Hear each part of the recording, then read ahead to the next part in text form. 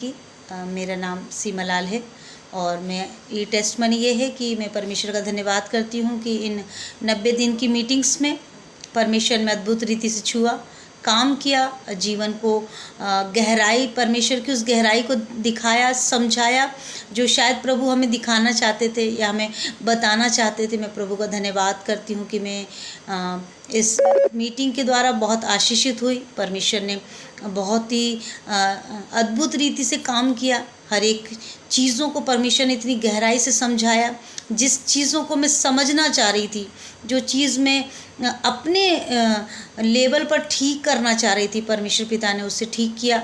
और मैं प्रभु का धन्यवाद करती हूँ कि मुझे चंगाई भी मिली। मेरी बहुत तबीयत ख़राब हो गई थी, मैं बहुत बीमार पड़ गई थी और ऐसा लग रहा था पता नहीं मीटिंग, एक दिन की मीटिंग मिस हुई, उसके लिए मैं सॉरी बोलती हूँ।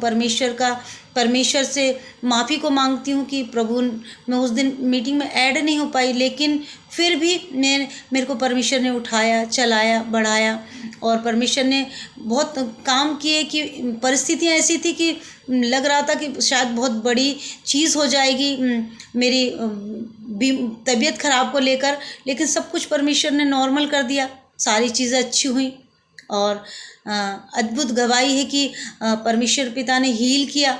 मेरे गले में बहुत दर्द था, जब ऑनेंटिंग तेल के साथ जब परमेश्वर के दास ने जब बोला कि आप लोग इस ऑयल को लगाइए जहाँ जहाँ आपको पेन है, दर्द है, और मेरे गले में बहुत दर्द था, एक गठान टाइप की थी, एक छोटा सा, मुझे ऐसा लग रहा था कि कहीं वहाँ पर कोई ऐसी गांठ तो नहीं बन गई है कि जिसके कारण मुझे इतना पेन हो रहा है।